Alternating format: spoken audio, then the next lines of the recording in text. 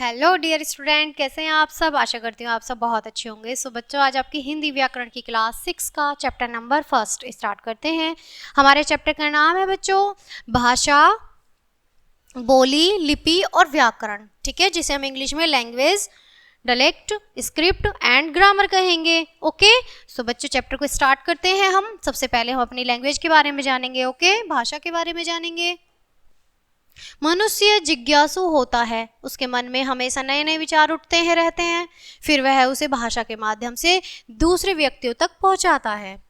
भाषा उसे कहते हैं जो सार्थक शब्द समूह के रूप में उच्चरित हो एवं विचारों के आदान प्रदान में सहायक हो। भाषा वह साधन है जिसकी सहायता से मनुष्य अपने मन के भावों और विचारों को प्रकट करता है तथा दूसरों के मन के भावों और विचारों को समझता है। भाषा के रूप, भाषा के मूलतः निम्नलिखित 2 रूप प्रचलित हैं। कौन कौन से हैं बच्चों? मौखिक भाषा और लिखित भाषा। ओके, मौखिक भाषा जब 2 व्यक्ति एक साथ बैठकर आपस में बातचीत करते हैं या कोई दूरभाष द्वारा अपने विचार व्यक्त करता है अथवा भाषण या उपदेश देता है तो भाषण के इस रूप को मौखिक भाषा कहते हैं। जैसे नरेश बोलकर अपने पिता को कुछ बता रहा था तथा रेखा रेडियो सुनकर दूसरों की बात समझ रही है। आगे देखेंगे लिखित भाषा। लिखित भाषा में बच्चों जब व्यक्ति किसी को पत्र, ईमेल अथवा पत्र पत्रिकाओं के लेख के माध्यम से अपने विचार प्रकट करता है तो भाषा के इस रूप को लिखित भाषा कहते हैं। बच्चों क्लियर है? जैसे मीनल पत्र लिखकर अपनी बात बता रही है और सीता पुस्तक पढ़कर दूसरों की बात समझ रही है। यहाँ आप चित्र देख रहे हैं, मीनल अपने पत्र लिख रही है और यहाँ पर जो नरेश था वो बात कर रहे थे। ठीक है, अब बात करेंगे बच्चों यहाँ पे आगे की भारतीय भाषाएं। अब हमारी भारतीय भाषाएं कौन सी होती हैं? भारतीय भाषाएं हैं, भारत में अनेक भाषाएं बोली जाती हैं। संविधान में 22 भाषाओं को भारतीय भाषा के रूप में स्वीकृति प्रदान की गई है बच्चों। ओके, जो निम्नलिखित है। सबसे पहली भाषा है हमारी असमिया, सेकेंड है हमारी उड़िया, कन्नड़, कश्मीरी, गुजराती, तमिल, तेलुगु, नेपाली, पंजाबी, बांग्ला, मणिपुरी, मराठी, मलयालम, संस्कृत, सिंधी, बोडो, मिथिली, संथाली, डोगरी, उर्दू और हिंदी। ये सब हमारी 22 भाषाएं हैं। ठीक है, आगे बढ़ेंगे बच्चों लिपि। अब बात करेंगे हम अपनी लिपि के बारे में। भाषा कुछ ध्वनि समूह से बनती है। प्रत्येक ध्वनि को लिखने के लिए एक चिन्ह निर्धारित है। इन्हीं ध्वनि चिन्हों को लिपि कहते हैं। उदाहरण के लिए हिंदी भाषा की लिपि देवनागरी, फ्रेंच। हिंदी भाषा की लिपि होती है बच्चों देवनागरी। फ्रेंच और जर्मन भाषाओं को लिपि रोमन होती है। उर्दू, अरबी और फारसी की लिपि बच्चों फारसी होती है तथा पंजाबी की लिपि गुरमुखी होती है। ओके, आगे बढ़ते हैं। आगे देखेंगे बच्चों, आगे हमारी हिंदी भाषा। अब हम हिंदी भाषा को देखेंगे। भारत की राष्ट्रीय भाषा हिंदी है। आप सब भी जानते हैं हमारी जो राष्ट्रीय भाषा है वो हिंदी है, मातृभाषा। ओके, भारत के अधिकांश राज्यों उत्तर प्रदेश, उत्तराखंड, बिहार, झारखंड, मध्य प्रदेश, छत्तीसगढ़, हरियाणा, राजस्थान, हिमाचल प्रदेश, दिल्ली, अंडमान निकोबार की राजभाषा भी हिंदी होती है बच्चों। ओके, बोलचाल के रूप में हिंदी का प्रयोग लगभग पूरे देश में होता है बच्चों। उपभाषा, अब हम बात करेंगे बच्चों यहाँ उपभाषा की। उपभाषा का अर्थ है भाषा का छोटा रूप। उपभाषा का जो बच्चों अर्थ होता है उसका जो रूप है वो है छोटा रूप। ओके, उपभाषा का प्रयोग बोली की तुलना में बड़े क्षेत्रों में तथा भाषा के मुकाबले में छोटे और सीमित क्षेत्रों में होता है। एक भाषा के अंतर्गत कई उपभाषाएं होती हैं तथा एक उपभाषा के अंतर्गत कई बोलियां होती हैं। बात करेंगे बच्चों बोलियों की। बोली भाषा का क्षेत्रीय रूप है। बोली देश के किसी सीमित भाग में बोली जाने वाली वह भाषा है जो केवल बोलने के प्रयोग में आती है। इसमें मुहावरे एवं लोकोक्तियों का प्रयोग ज़्यादा किया जाता है। लोकगीत, लोक कथाएं आदि बोली के अंतर्गत बच्चों आते हैं।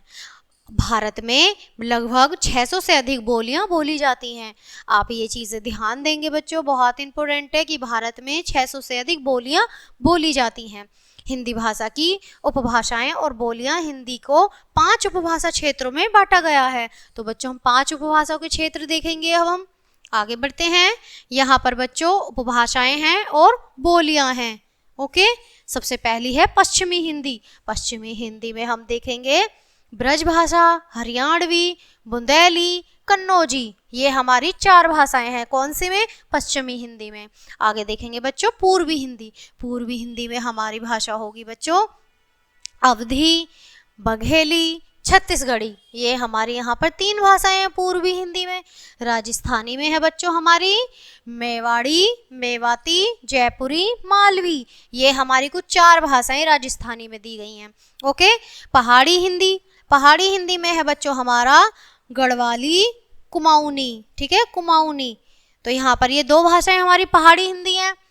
अब बच्चों नंबर 5 है हमारी मगधी। मगधी में बच्चों यहाँ पर है मगही, भोजपुरी, अंगिका, ये हमारी कुछ 3 भाषाएं हमारी किस में दी गई हैं? मगधी में।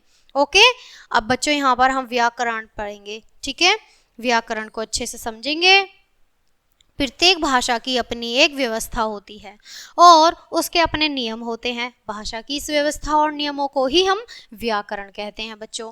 व्याकरण द्वारा भाषा के शुद्ध और अशुद्ध रूपों की पहचान होती है। इसी के माध्यम से हम भाषा का मानक प्रयोगी सीखते हैं। तो बच्चों अगर व्याकरण नहीं होगा तो हमें शब्दों की भी पहचान नहीं होगी, नहीं ये पता चलेगा कि बोली हमारी सही है या गलत है। ओके, व्याकरण के अंग। अब हम बच्चों व्याकरण के अंग देखेंगे। व्याकरण के मुख्य 4 अंग होते हैं। कौन कौन से? वर्ण विचार, शब्द विचार, वाक्य विचार और नेक्स्ट है हमारा पद विचार। ओके, आइए हम अच्छे से इन्हें पढ़ लेते हैं। सबसे पहले है हमारे वर्ण विचार, तो हम वर्ण विचार को पढ़ेंगे। इस अंग में वर्णों के स्वरूप, भेद एवं प्रकार आदि के बारे में विचार किया जाता है। शब्द विचार हैं बच्चों हमारे। इस अंग में बच्चों के स्वरूप, भेद, प्रकार, लिंग एवं वचन आदि के बारे में विचार किया जाता है बच्चों। वाक्य विचार है हमारे। इस विभाग में वाक्य रचना, वाक्य भेद, ब्राह्म चिन्ह आदि के बारे में विचार किया जाता है। अब बच्चों बात करेंगे पद विचार की, ठीक है। पद विचार में है बच्चों हमारे इस अंतर्गत संज्ञा, सर्वनाम आदि पदों के स्वरूप तथा प्रयोग पर विचार किया जाता है। ओके, आओ दोहराएं। एक बार हम अपने पाठ को फिर से दोहरा लेते हैं कि अब तक हमने क्या पढ़ा। हमने पढ़ा भाषा विचारों एवं भावों के आदान प्रदान का माध्यम है, माध्यम का एक साधन है। भाषा के 2 रूप होते हैं, मौखिक और लिखित। क्लियर है?